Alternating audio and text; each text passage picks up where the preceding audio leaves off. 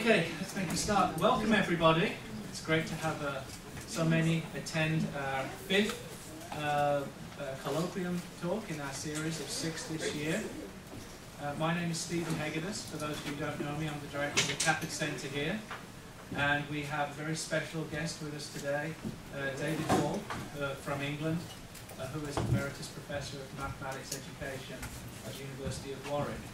I'd also like to introduce our Chancellor, Judy Cormack, who is here as well.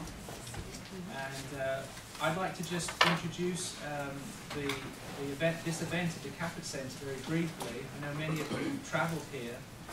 We are streaming this event live, and so folks from around the world are also tuning in to listen to David and to listen to you interact with David. Recently we have set up a blog as well from the Kaput Centre, where people have been interacting with David before his talk.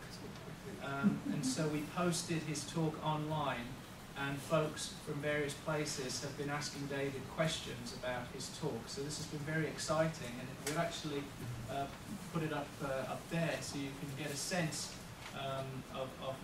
here's the post and the different questions and responses from David ahead of time. David thought that was a really innovative approach. We've actually, if you wish to add comments during the talk, then there is a keyboard here for you as well to add to it. For those of you who may be shy or just want to leave a question for David to think about later on. The Colloquium series, we're in our 3rd year, and we have one more to go this year. You can look on the website, the Kaput Centre's website, where we keep an archive of the talks and the presentations. And we found that people continue to download these and watch them after the event for various purposes.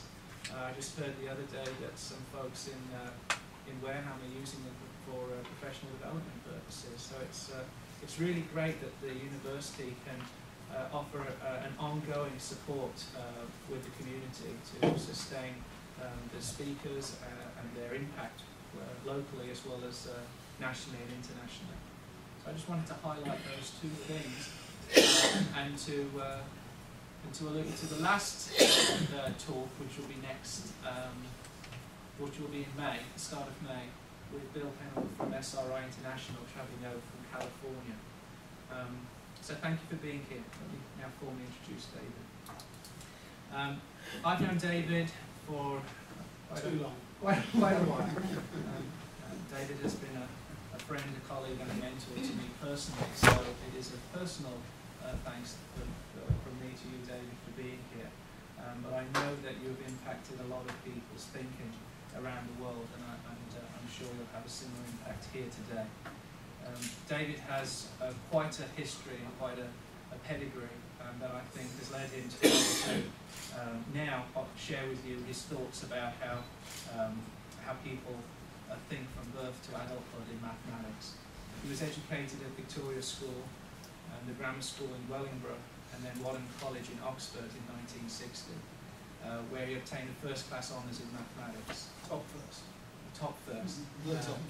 And then the Junior Mathematics Prize, and then he went on to obtain his doctorate at D.Phil in mathematics in 1967 under the advice of Sir Michael Atiyah, who was Fields medalist when I was working with him. After or during, okay. And then he was a lecturer in mathematics and became a member of the staff of the University of Warwick, where he went on to obtain his second PhD in education in 1986 under the supervision of Richard Skinner. He then went on to obtain senior lecturer, reader and full professor. David is an emeritus professor in mathematical thinking at the University of Warwick. His paper on concept image and concept definition with Shlomo Winner was chosen by the NCTM as one of the major papers of the 20th century. Over there is the book, The Classics in Mathematics Education Research, for those of you who want to look at that. His graphic calculus introduced a locally straight approach to the calculus, and his work on arithmetic and algebra with Eddie Gray introduced the flexible use of symbolism as process or concept, or a procept, which I believe David will talk about today.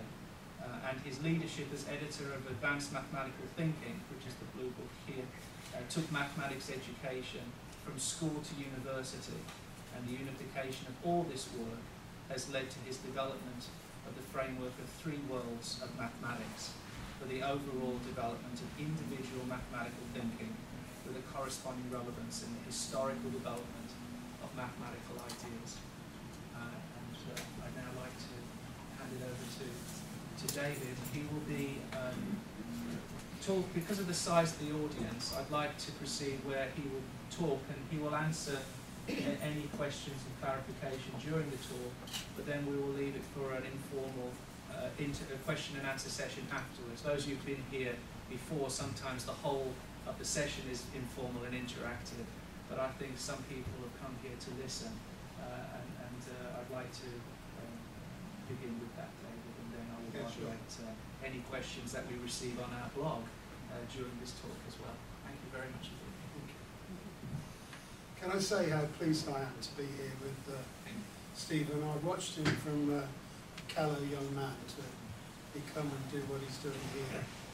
And it's, for me to say, it's a privilege to come and serve him, because for me he's one of the future of maths education, whilst I sit around and pull together my ideas to try and explain how I see how humans learn to think mathematically. You notice my title is Emeritus Professor in Mathematical Thinking.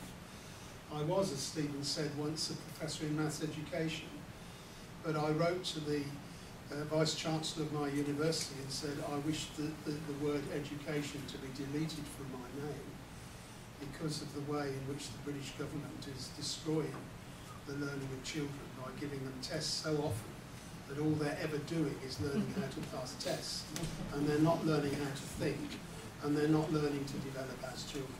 So that's the origin of this title. It's proved to be very good in parties, because if you meet a person in a party and they say to you, what's your job, and you say, I'm a mathematician, they walk away. But if you say I'm a professor in mathematical thinking, they say, oh, I could never do maths. And I say, well, I'm interested in knowing why you feel that way. And then we get a really nice conversation.